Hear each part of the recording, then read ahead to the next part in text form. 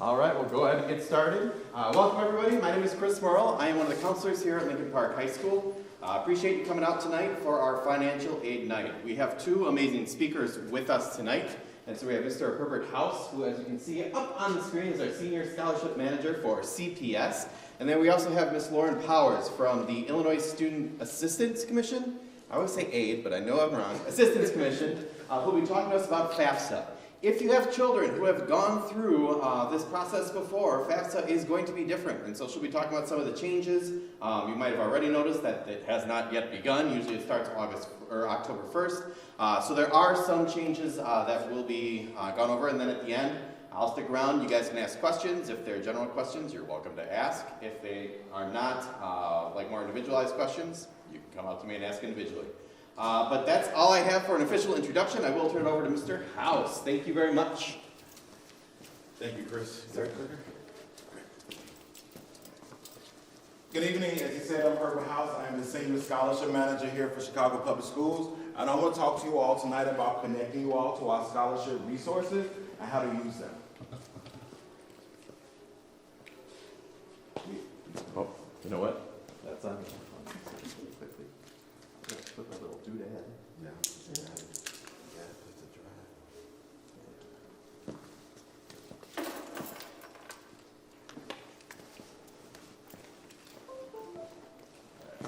All right, first I always want to congratulate and start off with a highlight.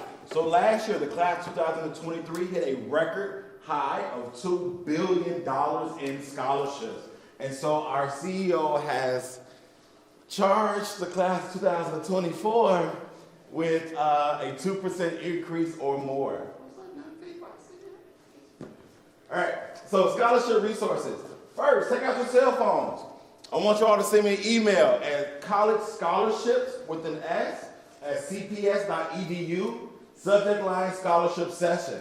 Again, collegescholarships@cps.edu, subject line scholarship session. And after you do that, I'm going to advance the slide, but the email address will still be at the top for those who need it. After you do that and you hit send, I want you to hit refresh. And what you will get is a copy of our auto response. Our auto response is a one-stop shop for all of the CPS scholarship resources. That first bullet point is a how-to guide. It's walking students through how to set up their Academic Works account as well as their School Links account. But the second bullet point is what I want you all to focus on. Signing up for the Scholarship Manager email blast. Once you do that, here's what it looks like. It is a Google document. You will click on this document. You will fill out the document. Fill out as a parent, a student, a community-based organization partnership. And once you fill that out, every Friday, my team and I, we send out emails with new scholarships as well as scholarship resources. This email goes out every Friday, no later than 2:00 p.m. It will be in your inbox, all right? And the more you fill out on the form, lets us know how to tailor the email for you so you're not getting all of our emails, but just the ones that's pertaining to you and your student. And then also, our Scholarship Alert Workbook. We're in the midst of updating this right now, but our Alert Workbook is a live document. What it does is it houses scholarship for grades K through 12. K through 12. So we have scholarships up there for elementary school students. We have scholarships that underclassmen, 9th through 11th grade, can start earning as well. And for our seniors will focus on the month. So right now they'll be looking at November and December and applying for those scholarships. Another thing is our CPS Scholarship Google Calendar. You could bookmark this. This has all of our scholarships when they open, when they close, as well as any pre-collegiate opportunity that students can avail themselves to. So if it's a scholarship fair, a college tour, a workshop, all that is folded into our CPS Scholarship Google Calendar, as well as any workshops that students can participate in. Also, all of their Learn, Plan, Succeed dates are folded into our calendar as well, so students will always have that information as well as you. So, let's talk about making the connection. How many of you in here ever looked up a scholarship on your own before? Love it. So listen, about 20% of the scholarships you find on your own are fraudulent. It's my job today to give you all some tips of the trade to help you identify scholarships that are fraudulent. So if the scholarship says you're guaranteed to win, asking for your personal banking information, requires an application fee, asks for a social security number, or says you will get the, or saying that they will send you the money via Western Union, PayPal, or as late as now as Cash App, that is a scholarship you should not be applying for, all right? Next, if it's hosted on a blog site, if you see inconsistencies in the language, grammatical errors, if you see that the URL does not match the company name or the scholarship name, if there's no number for a follow-up or contact information, if there's no previous winners, those are scholarships you should not be applying for. All right? When we talk about scholarships you should be applying for, I'm going to go over 2 platforms. These are 2 platforms for CPS students to use to apply for scholarships. That first one up there is cps.academicworks.com, and the second one is School Links. What they both allow you to do is students will create students will complete a questionnaire and their match profile, and it sets them up that when they complete the academic work as well as School Links, it will show them scholarships that they academically match to based upon their interests, GPA, attended major, or extracurricular activities, things of that nature. So there's scholarships for young ladies who participate in Girl Scout, for boys who participate in Boy Scout. If you're part of a YMCA, there's scholarships on there for that as well. School Links does the same things as Academic Works. Academic Works shows you scholarships that just for CPS students as well as Chicagoland students. School Links has a broader search. So if students complete their match tool on School Links, it will show them local scholarships as well as national scholarships. And also, School Links have the ability, when you select the schools you want to go to, it will show you scholarships specifically for those colleges as well as those universities. So, when we talk about applying for scholarship, one of the things I always want to tell students, right now we're in the height of college application season. So this is the best time for students to be applying for scholarships as well as they're applying for college. So one of the things I always want to tell parents and students to do is double up. Double up. Apply to colleges that's offering merit-based scholarships for incoming freshmen. That way, you can get outside scholarship money as well as institutional money. So right here, this is a list of colleges and universities that will give your child a scholarship just because they are a Chicago public school student. Most of these schools are here in Illinois. However, you see Grinnell College up there, you see Davidson College up there, you see Princeton University. These are schools, just because a student is a CPS student, they automatically are considered for merit-based scholarships. So when we talk about double up, and as students are building out their college list, we want to make sure they are adding some of the schools from this list to their list so they know they at least get some institutional scholarship dollars going into those schools. Also, always want to highlight the STAR Scholarship. The STAR Scholarship is a scholarship that goes to any of the 7 city colleges of Chicago. It is a full tuition scholarship for students. The great thing about STAR Scholarship is you only have to have a 3.0 GPA by the time you graduate. So even if you're applying right now, you only have a 2.7, you're applying to a city college, and if your GPA doesn't jump to a 3.0 in December, if you have that 3.0 by June, the City College of Chicago will automatically consider you for the STAR Scholarship. Another great thing about the STAR Scholarship is transferable. It follows you. You complete your 2 years at a city college, get your associate's degree, you can take the scholarship with you to Northeastern, Roosevelt, UIC, anywhere in Illinois. The thing about when it transfers, it's not the full $5,000, it's $2,500.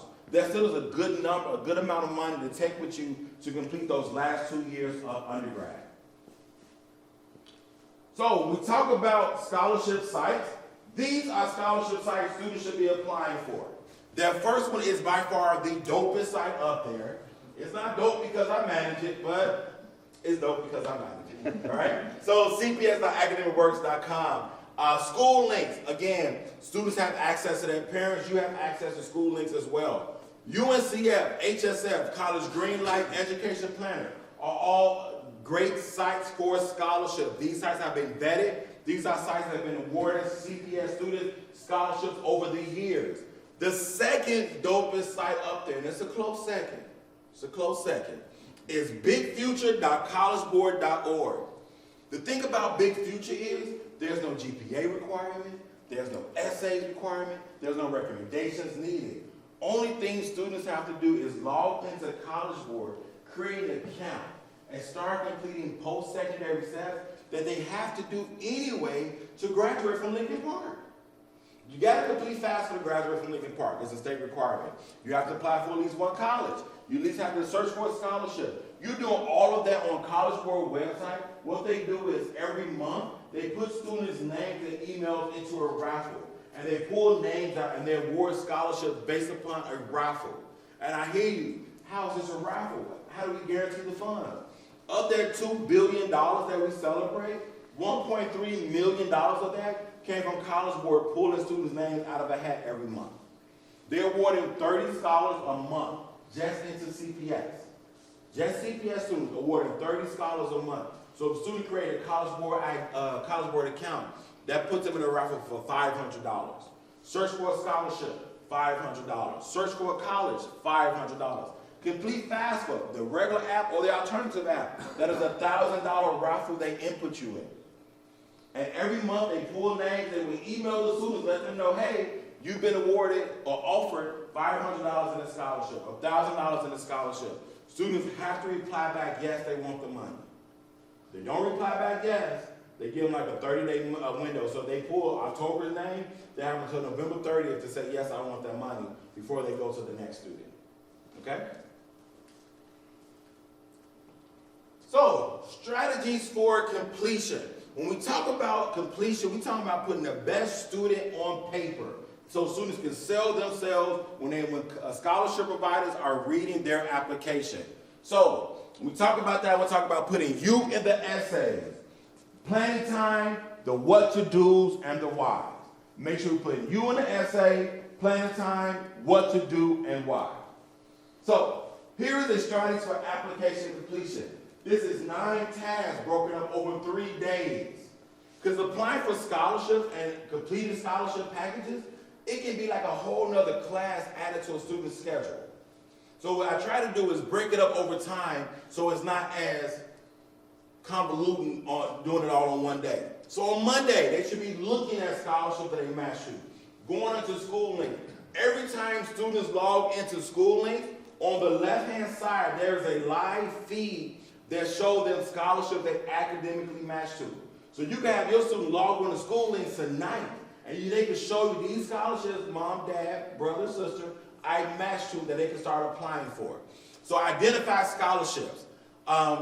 The second thing you do, chart out scholarships, know their deadline. Put the deadline in your phone, write it on the refrigerator, all right? Review all essay questions required for the scholarship. A lot of scholarships have 2-part questions, and students do a great job of answering the first part and give me a 1-word answer for the second part. That's not something we want to see, so make sure they read both questions. Wednesday, complete all paperwork, including asking your counselor to submit your recommendations as well as your transcript. Also, complete all essays. The great thing about seniors applying for scholarships is you don't have to start from scratch. You've been writing since you've been in high school. And a lot of times, when you look at those college scholarship essays, you've already answered that question. A lot of times they want to know, who are you? Most CPS high schools freshman year, there's an I am series where you write who I am, who you are, introducing yourself to your teachers. You've written it already. It's in your Google Drive. A lot of scholarship providers also double up and ask the same questions that students are using to write essays for the Common App. You can use that same essay a lot of times for these scholarships. Then the third thing you do on Wednesday, ensure you complete all paperwork, including the actual application. There's been hundreds of times we get a scholarship application, a scholarship packet, recommendations are in there, essays in there, a headshot has been in there, no application. We have nothing to score. So make sure you're completing the application as well. Friday, review and proofread everything you plan on submitting. Just going over, make sure all your I's are dotted, all your T's are crossed, all right? And then task 2, when you submit everything, keep a log, take screenshots. Listen, systems crash. Adults can lose things. You need to have your own receipts to make sure you knew when you completed the application. So if you send a follow-up email saying, hey, I completed this scholarship and I haven't heard anything, if they say we don't have the application on file, you have a screenshot to show that you have submitted it. We have seen scholarship providers overturn a scholarship or even extend an additional scholarship to a student who they did not consider because they lost their application. All right? Then the last thing you do on Friday, send a follow-up email to your references, to your counselors. Let them know all of your components are submitted. You just need them to do their part. All right? So, what do you need for a competitive application? The do's and the whys. Establish brag sheet. That brag sheet is a one-page document that will help people write recommendations for that student. These are assisted, trusted adults. The brag sheet has you list all of your accomplishments inside Lincoln Park and outside Lincoln Park. So list every activity you've done in here, every office you've held in here, every award you got here, and anything you've done in the community as well. And then build relationships with mentors, group leaders, and coaches. These are trusted adults that can help identify growth points when they're writing their recommendation. Don't choose a teacher, counselor, coach you just met this year. You want someone who can talk about you being an immature freshman to a very mature senior. Okay? And then ask people to be a reference in the future. The great thing about the Alert Workbook, the great thing about School Links and Academic Works, you're able to see when these scholarships go live. So if you know that you're preparing for Thanksgiving break next week and you're going to be working on essays, it's a good time now to start hitting up people for recommendation. If you know there's some scholarships that's due, not due until winter break, start asking people now to be a reference for you. Don't wait until the last minute. And then you know there's popular teachers, popular counselors that all the kids are going to ask recommendations from. Go to someone else. All right? You want to make sure yours stand out. The what and the why. Thoughtful and effective essays. What you write must compel the reader. As a scholarship provider and reader, we're reading hundreds, if not thousands of essays. You need to write something that's going to catch our eye.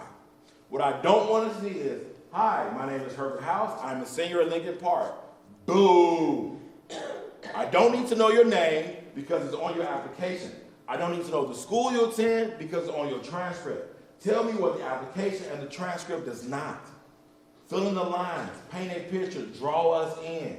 Tell us who you are, all right?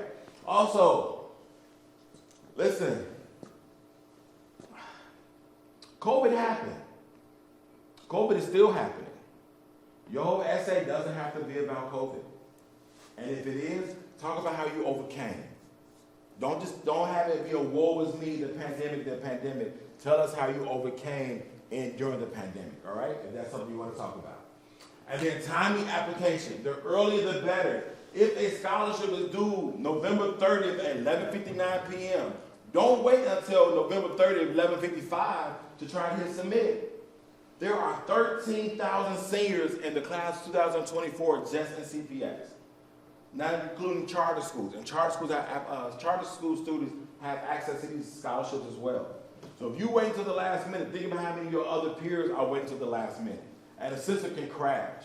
Or you're trying to submit, and it just says loading. It just keep on spinning, and it keeps spinning. And you sending me screenshots that got timestamps, letting me know that you was trying to submit last night, 11:55, but it didn't work. Well, only thing I can do is consider the application that was in before that time. All right? You trying to submit the last minute, system crash, or teacher didn't do your recommendation, that's not our fault. Earlier, the better. Don't wait until the last minute. And then get an accountability partner. Reviewing is important. Keeping up is hard. You want someone that's not going to only make sure you start the scholarship application, but you get them done. Last year, we had over 400 scholarship applications that stayed in draft form. That's money being left on the table. Don't leave money on the table. All right? Strategies for applying. Investigate, save the date, replicate. Investigate, save the date, replicate. I'm low-key a poet, okay? You know, and I just be trying to just throw my little artsy in there when I be presented. So investigate. Students review scholarship timeline checklist by the organization for application. There's sample essays online. There's testimonials from winners online. Go on and see what previous awardees did to get the scholarship. See what they're saying about the scholarship. If you need to tailor your essay to fit for that particular scholarship. Save the date. Students save key application dates in their phones. Put them on your calendar. Put a reminder. Set a remind me and text yourself. Parents, you can set a remind me. Look at when the scholarship is due and send your kid a text message so they won't miss those deadlines. And then replicate. There are always examples of previous winners' essays on a scholarship site. There's a video of the winner thanking the organization for awarding them that money. Play that. See what they said. All right? You don't have to reinvent the wheel. It's already there for you. Okay? So investigate, save the date, replicate. And then, this thing is really quick. Make a plan. Review and know your transcripts. One of the things that the pandemic has afforded us is that every college and university allowing us to do virtual tours, virtual college fairs, virtual interviews. Know your transcript. A lot of schools and scholarship providers are moving to where U of I has been for years, and that's self-reporting. And when they ask you to self-report, they want you to tell them what's on your transcript. Know your transcript, all right? Know what you need before you start the application. Know who to contact. Know how much you need to bridge the financial gap. Parents, young people, every college and university in the United States has a net price calculator on their website. What the net price calculator allows you to do is to go in, put in a rough estimate of your parents' or your guardian's income, and it will tell you what that institution will cost you over 4 years' time. So that way now, you know, if my child will go to Illinois State, and Illinois State costs $52,000, and my gap is $17 a year, we know what our scholarship goal is. All right? So make sure you know what the financial gap is. And for every option, check the school website. I showed you a list of schools that would award you scholarship dollars just because you're a CPS student. There's thousands of schools that would give you scholarship just as an incoming freshman based upon need as well as interest. All right? Take action. Apply to every scholarship possible. Don't leave no money on the table. $100 scholarship add up. Any scholarship under $500 that we promote for CPS students, that is a scholarship that will be given to a student as a check in hand or cash in hand. A lot of times students don't apply for those scholarships because they say the amount is so small. But that $500 scholarship, that is a round trip plane ticket to take the student to school and then to bring them back home in November or December. Those are book vouchers. Those are scholarships that can help decorate a dorm room, buy uniforms or whatever they may need. Apply for every scholarship possible. Make sure you understand, again, screenshots, keep your own receipts. Make sure you know who your summer contact is for Lincoln Park, because another thing that we do for CPS, we have alumni funding. Our support don't stop when they graduate. So alumni funding, we support the students through their first 2 years of college with emergency funds for indirect costs as well as direct costs. So if a student they say they're on their way to school next year, I need money for a laptop, and they don't have money for a laptop. You can ask CPS, our department, OSCAPA, for a laptop, and we will give you the money to buy a laptop. If there's a financial gap in cost of attendance, if your gap is $6,500 or less, we will pay up to $4,000 of that from CPS. Okay? So know who your summer contact is. They will send you emails over the summer. Students, parents, stay engaged to get that free money. All right? Work with your parents. Parents, be part of the conversation. Don't let your kids build a list of schools that's not affordable. Okay? Let's have some serious conversations. And even if there's some big name universities on there, go back to that list of schools in state that will give them money. Hey, I see where you want to go, and I know you want to get out of my house. I want you out of my house. But here's the thing, let's have a safety school. And the safety school can be here in state, all right? Plan a specific calendar day to work on scholarship each week. In my previous role, I hosted what I call Money Mondays. We did nothing on Mondays but work on scholarship dollars. So make sure you set out a day a week to just work on scholarship. And parents, I tell parents all the time, tie incentives to completing scholarships. They want their nails done. Did you apply for some scholarships? They want to go out this weekend. Did you apply for some scholarships? They want to go to the game. Did you apply for some scholarships? If the answer is yes, they show you that they did, let them go to the game. Let them get their nails done. Let them get a haircut. But make sure you're tying it to a incentive. Parents, at this particular point, when applying for scholarships, you have to be your child's biggest cheerleader and biggest motivator.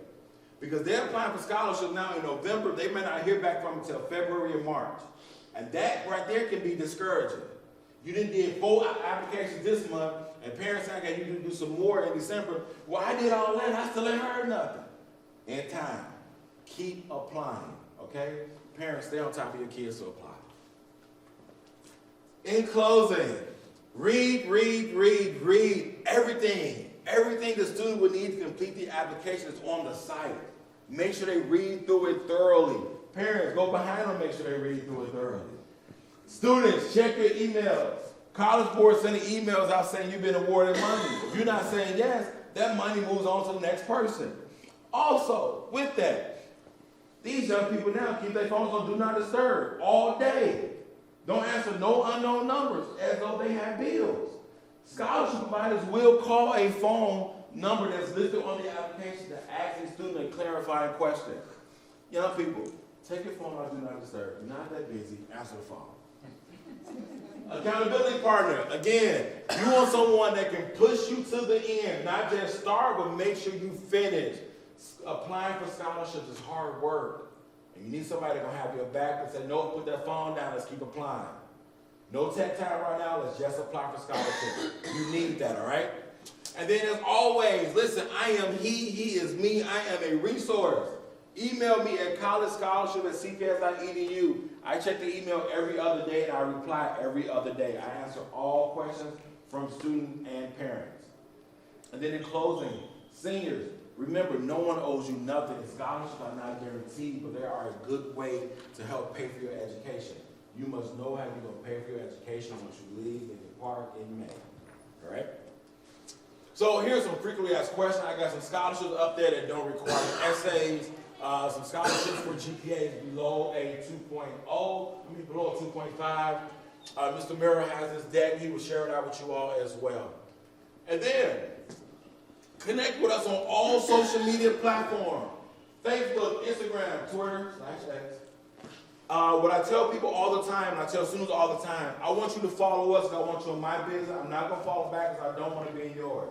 But in this, what I'm doing, we are promoting scholarships all the time. Not just scholarships, but scholarship winners, scholarship providers, as well as scholarship providers will tag us in a post looking for students to apply for scholarships. So make sure you follow us on all social media platforms. Wait, real quick. This right here, this is my new mascot. This is Bucks the Owl, okay? Scholarship team never had a mascot before, but now I have a mascot. So this is Bucks. When you see Bucks is letting you know who's who of scholarship, okay? But also one of his sayings is, give a hoop and apply for scholarship, all right? It's cute when he do it, but y'all get the picture, all right? And then this is me and my counterpart, Renee. Any questions? So that's all I want y'all to do real quick. Next slide. Right here is our scholarship resources. So here's a QR code for to receive our alert workbook. To receive our scholarship alerts. QR code for our alert workbook. QR code for our CBS calendar. And then a QR code for our scholarship platform. So students and parents can scan it, and then that way you have access to it. All right? Listen, I'm Mr. House. I'm the scholarship manager. Y'all have access to me all year. And even to think about it, even once your baby graduates, I have still access for you and support for 2 years into their first years in college. After that, leave me alone. All right? Any questions, comments, or concerns? Thank you all. I'm going to leave some pens with Mr. Murrow, and they have our tag on there so y'all can follow us and hit us up. Thank you all for your time. Thank you, Mr. Hollis. All right. Let me get our next presentation up here. Give me one sec.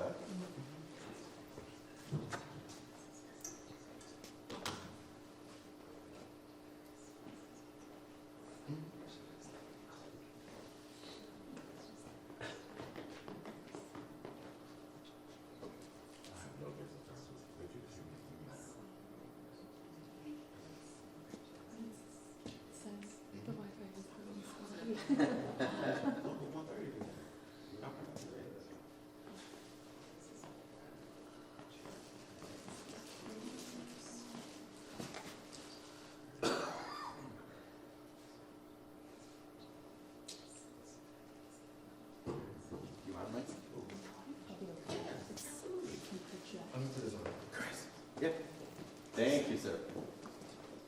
Leaders in the council suite, give these away to the kids, please. Will do. Thank you, sir. All right. And now I'm happy to introduce Miss Lauren Powers with Illinois Student Assistant. It's all the same. Okay, Commission. She is a wonderful resource as well, and I will let her take it over. Okay, good evening, everyone. I'm really happy to be here. Thank you for sharing your time with me.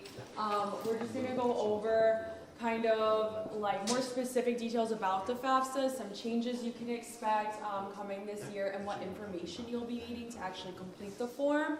So without further ado, a little bit about the agency I work with. Again, it's the Illinois Student Assistance Commission. We are the state financial aid and college access agency. I'm an outreach representative with the agency. I work very closely with Lincoln Park High School, with the college and career counselor, Mr. Young. I have office hours. I work with your seniors. So that's a little bit about what we do. Oh, sorry, this is a little finicky. Okay, so very generally, these are the two umbrella forms of financial aid that you can look out for. So there's gift aid, that is in the form of grants and scholarships. That is money that is given to students. They do not pay that back. There's also self-help aid, federal student loans, and federal work study. We're going to go more in depth on each of these components and how they can help students while they're in school. So the primary sources of financial aid that you will be receiving or can expect to receive will be coming from the federal government, the Department of Education. That is where any federal money comes from. State government, so my agency, we have different scholarships, tuition reimbursement programs. And then college and universities, that would be specific institutional aid. That would just vary depending on where your student ends up going to school. And then those external private sources, a lot of which were covered in the last presentation, they are abundant, and I always encourage students to look often and apply to as many as you possibly can. So the big grants for this coming year, the 2024-25 FAFSA, is the year that you all will be applying for when you will be freshmen. These are the largest needs-based grants you can look out for. So there's the Illinois Monetary Award Program, MAP grant, probably more familiar to you all because everyone uses acronyms. That is now at $8,400. That tends to increase every year, so it's now at $8,400. Then there's also the federal Pell Grant, just a little under $7,400. So students who express financial need, families who express financial need, could potentially get almost up to $16,000 just in grant money. We say up to because you can also qualify for a partial amount, just depending on your family's contribution, your financials that you include on your financial aid application. But that's a pretty substantial sum. I also encourage to apply as soon as you can upon its release date. We are still waiting on it, unfortunately. I don't have any updates for you all. I wish I did. Hopefully soon. You will know when I do. We're still waiting on that, but please try and apply as soon as you can upon its release. This money is first come, first serve, so just apply, secure your spot in line, make sure you're able to get everything you're eligible for. So another portion of financial aid is loans, even though I think a lot of people don't think about loans being financial aid. I know it's kind of a daunting topic, but it is a common way that people do have to supplement financing their education. So with that, it's just important to be informed about that money that you might be borrowing. So the source of the loan, anything from the FAFSA will be a federal loan. Anything private would come from like a private lender, Sally Mae if you're familiar with that, or banks. I'm not going to talk about those, I'm just going to talk about the federal sources. But anything obviously you applied for a FAFSA will be offered a direct subsidized or unsubsidized loans. Interest rates. The direct subsidized and unsubsidized loans are held this year at a fixed rate of 5.5%, more than years past, unfortunately, but lower than private lending if you are between the two. Definitely prioritize federal sources first. Repayment and grace periods. Federal loans have a grace period of 6 months upon a student's graduation, meaning they will not be required to start payment until 6 months after that date, which is nice. because you aren't rattled with loan payments the month you are out of school. Hopefully, assuming like they're trying to find employment, have the ability to pay off those loans. And then repayment, there's tons of different avenues for repayment with federal loans, one of which being income-driven repayment plans. So would be proportionate to whatever income the student is making out of school. So it will not be an overburdened payment to whatever income that they are making at the time. So in that way it's nice because they're not going to be making too large of a payment that they just can't afford right out of school. And then subsidized versus unsubsidized loans, essentially who is paying off that interest while the student is in school, and we'll go a little bit more in depth with that. So direct subsidized loans, the interest is subsidized by the government. So they are a needs-based loan. So long as these conditions are met, that is when the interest will be paid off for the entire life of the loan while the student is in school. So you have to be enrolled at least half time, that is 6 credit hours typically. And interest will be continued to pay off during those grace periods and any time the loan is in deferment. Unsubsidized loans are not needs-based, so anyone who applies for a FAFSA, even if you don't qualify for those needs-based grants I mentioned, you would qualify for direct unsubsidized loans. That just means the student borrower is always responsible for paying the interest on the loan, even while they are in school. It is not subsidized by the government. So if you take out a $2,000 note and it's unsubsidized, by the time you graduate, it will be more than that $2,000 and it will continue to accrue interest. That is not true for the subsidized loan. If you take out a $2,000 note, it will remain $2,000 until you graduate. And a good thing to note here as well, these are in your student's name. So it is a student borrowing, it is a student loan, it will be in the student's name, it is not in the parent's name. These are the borrowing limits. So I would pay attention to that first row there, because they're all going to be first-year undergraduates next year. For dependent students, students who are living at home financially supported by parents, your borrowing maximum would be at $5,500 total. If you are a student in a family who demonstrates financial need as determined by FAFSA, you would be eligible to have $3,500 of those dollars be offered as subsidized. So I definitely would prioritize the subsidized money if you are in a position where maybe you don't need the entire $5,500. You have the option to take a partial amount of that money, and definitely prioritize the subsidized money if you are in that situation. You also are not obligated to take the money if it is offered to you. If you can cover it through other means, through grants, external scholarships, what have you, you are not obligated to take this money and you can decline it. And you can see too that it does get larger every year, the borrowing limit, by about $1,000. So if you do need more financial assistance while you go through school, that option is there for students. So now we're going to talk more about the actual financial aid process, what that timeline looks like for you all. So every year while you're in school, you will file a financial aid application. So not just your senior year, every year you are an undergraduate student, students will need to apply for a FAFSA or alternative application. Again, it will come out in December. I'm sorry, I don't know when, but hopefully soon. Complete verification, if selected. We're not going to go too in depth on that. It's exactly what it sounds like. Essentially, sometimes schools just want follow-up from students and their families. Submit more documentation to essentially verify the information you submitted on your FAFSA or alternative app. This can often look like a tax account transcript. It could be a dependency verification sheet. It will come directly from the school. That communication would come directly from the college or university that your student is applying to. And just because one school selects your student for verification doesn't mean every school will. Sometimes not at all. It's just something we like you to be aware of because it can be a hold in the financial aid process. You have to address that before the aid gets dispersed. You'll then be at a point of receiving and reviewing financial aid offers. This would likely come sometime in the spring after applications and everything are submitted and processed successfully. The financial aid offices at these colleges will review those and package aid accordingly.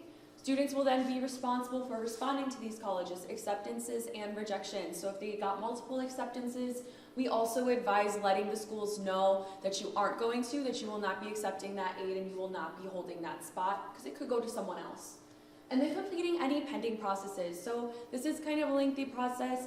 The FAFSA is a bulk of the legwork, but there also are some like loose ends you kind of need to tie up, especially if you're taking out loans. There's entrance counseling, you have to sign a master promissory note. But federal student aid lets you know where to find those things, but those are just extra steps you need to do before you can actually receive the loan. You might have to do immunization forms, upload those to your student portal. You might have to opt in or waive out of student health insurance, do housing agreements.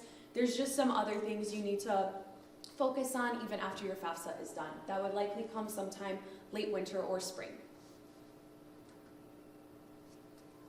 So the free application for federal student aid, FAFSA, is the most common application that you are all probably very aware of. There's also the alternative application for Illinois financial aid. We'll get into who that would apply to.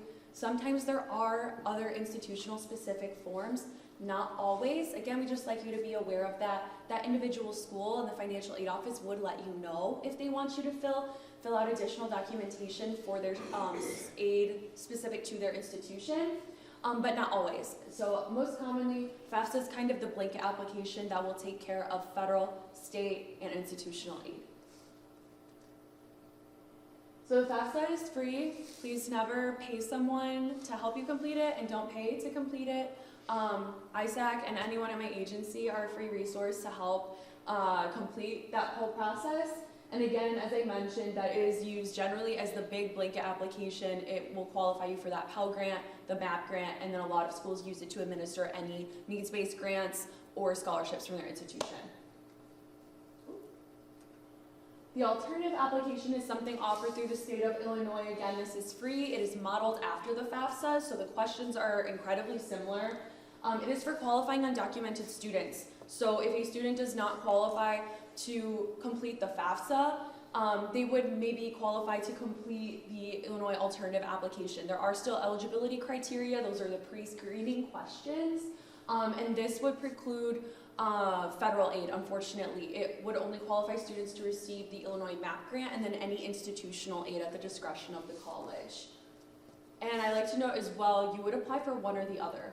Like I said, FAFSA would qualify you for federal, state, and institutional aid most often. This would qualify you for state and institutional aid if you can't complete the FAFSA. So what information is going to be needed? So for a FAFSA, you will need your social security number. Parents who do not have a social security number, that is totally fine. You would enter it in all zeros where it asks for one, and that does not impede on any aid eligibility. There are also situations where certain visa designations would qualify to complete a FAFSA. So if you have a certain visa that would qualify you for a FAFSA, it might ask you for your ARN in addition to just filling out the zeros for the social security number. Both of these applications, the FAFSA and alternative app, will require financial information, both from the student and the parent, if they are listing them on their application if they are a dependent student.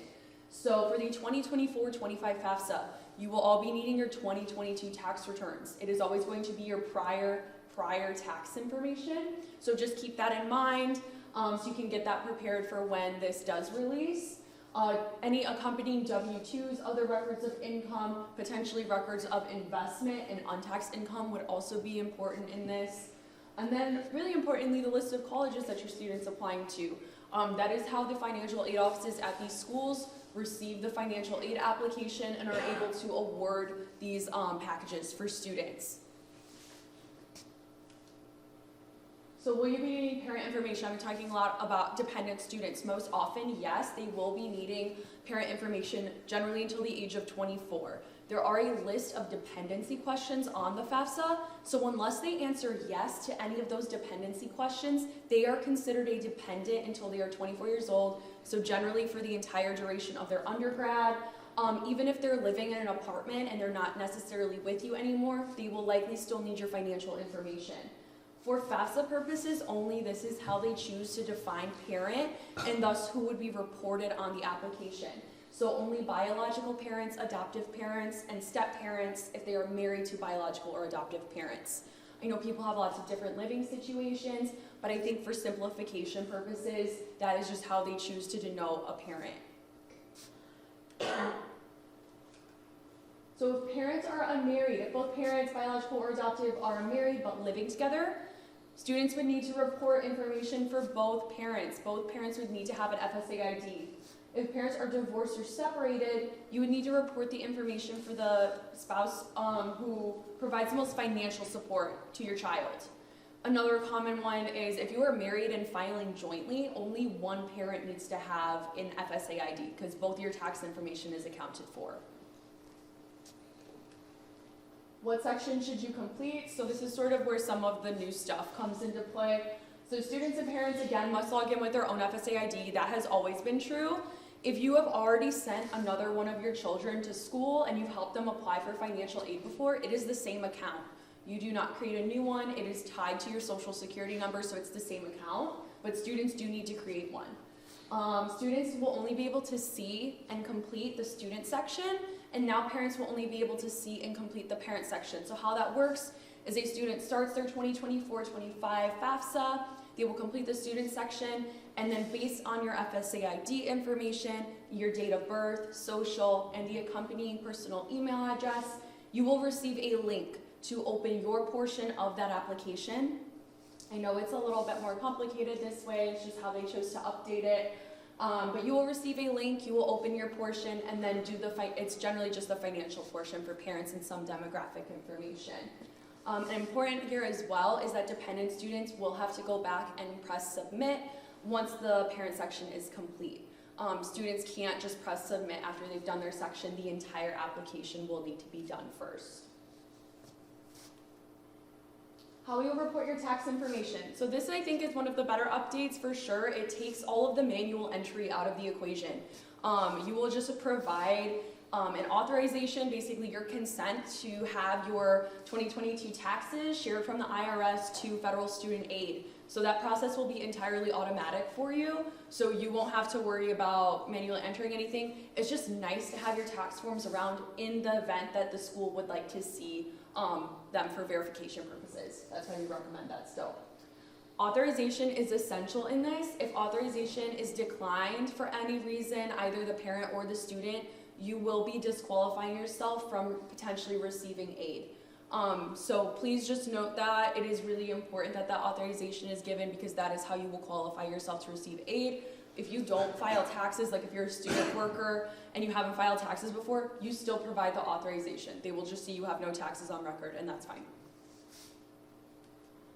How do you sign your application? We were talking a lot about FSA IDs. So that is the account that you make, and that is what constitutes your electronic signature. New this year as well, parents who do not have socials will also be able to create FSA IDs. Previously, it was like electronic signature pages. That is no more. We have yet to have the details of what that process looks like since there are no socials to verify the account, but that will also be an update that is happening and something that all parents will be required to have regardless of citizenship. And FSA IDs must be created and verified before starting a FAFSA.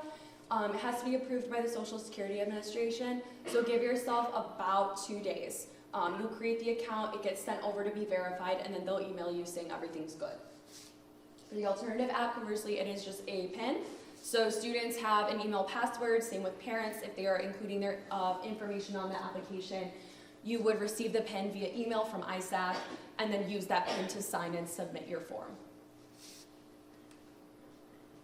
So this all culminates into your student aid index. Parents, you might be familiar with the term expected family contribution. This is just the new terminology that they are using. It is the same figure, but new as well is that it can now be a negative number. It can go down to negative 1,500 to demonstrate families who have the highest amounts of financial needs so that they can get more adequate aid.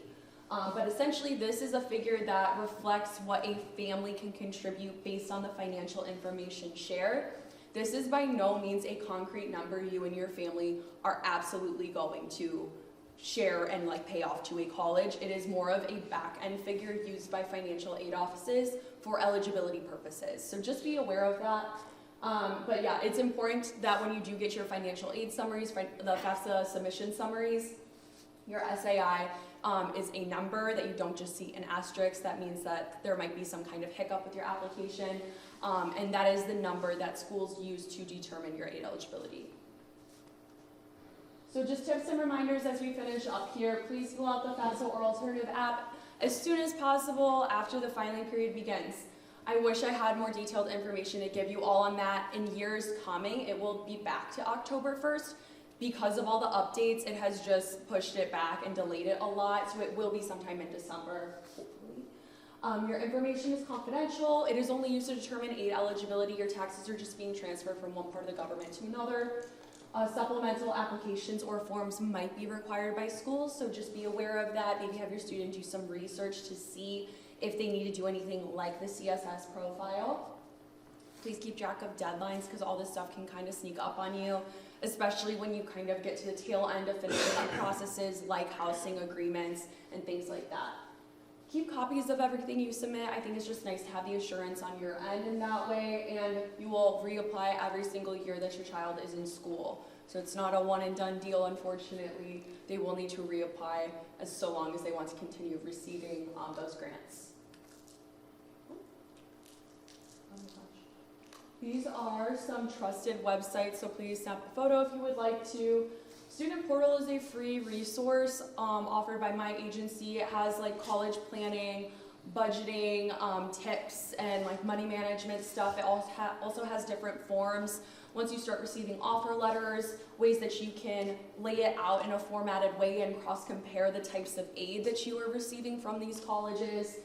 So it's a great resource. It's free to all students. It also has information on some of the scholarships that we offer. There's a lot of education scholarships that the state offers. StudentAid.gov and FAFSA.gov are the federal websites you can go to access the FAFSA, and then any information about that aid once your student is in college. And then that is the alternative app handle as well. This is my personal contact. Please feel free to take a photo and email or text me, call me with any questions or concerns you might have throughout this process. Next week, I believe, not next week, sorry, that is the holiday, the 28th. I know Mr. Young and I will be hosting another kind of like informational session, I believe virtually. I think on your newsletter that you might have received, it says in person. I believe it might be transferred to virtual. And then upon FAFSA release dates, we will be hosting in-person workshops. It's hard to schedule stuff that when we don't know the actual release date. So as soon as we know, we will put something in the calendar and release it to you all. So if you'd like to participate in that, please come and we can assist you. So thank you. That is all for me. Thank you. Yeah, of course. All right, so that's it for the official presentation. Does anyone have any questions, anything that I can answer?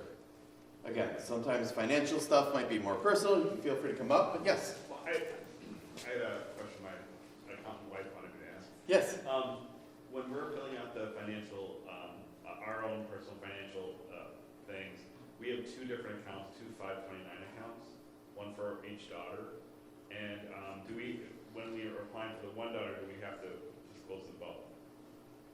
I believe, I'm gonna get back to you on the details. It has to do with who's the beneficiary of it. So it's like, I believe if it's like just for one daughter, you would only disclose the one to who it pertains to. Yeah, they're set up as separate accounts. Yeah, I believe you would only include the one for who is applying for aid. Okay. But I will get back to you. Please email or text me because I do have that information somewhere in my computer, and I want to be able to give you a correct answer. Okay. Yeah. Yes. So I have a niece and she doesn't have any parents. Mm-hmm. So how will she apply for the financial aid if she needs to put down a parent? Yeah. So I don't know if you saw in that column where it showed like all of the it's like the loaning ones. You can go back a little bit. That one, the grid. That one. So you see it says independent. So sometimes students can receive an independent designation if they are in certain situations. There are dependency questions, as I mentioned. There's about 13 of them.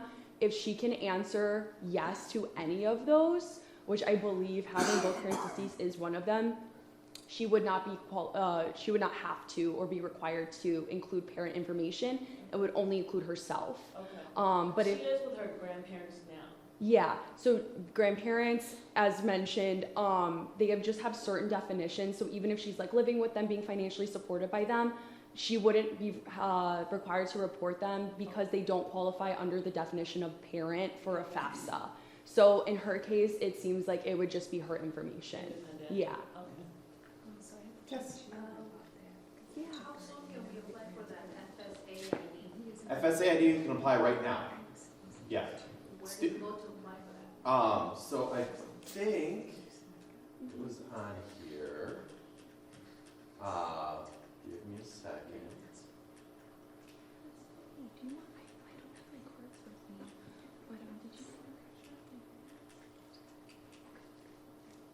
Okay, it's not on here. So tomorrow, as of tomorrow, I will post the recording for this, the slide decks, and I will also post the presentation that we gave this week to seniors. And there's a slide in our senior presentation that has it. The website to get the FSA ID, is that studentaid? Oh yeah, it's all the same stuff. Sorry, I should have specified that. It's all the same thing. So you go to studentaid or FAFSA.gov, it takes you to the same place. That is where you go to create the account for students. I do host Wednesday, like office hours during 5th through 7th period. You can come in and see me. I'll be here just coming, like literally tomorrow.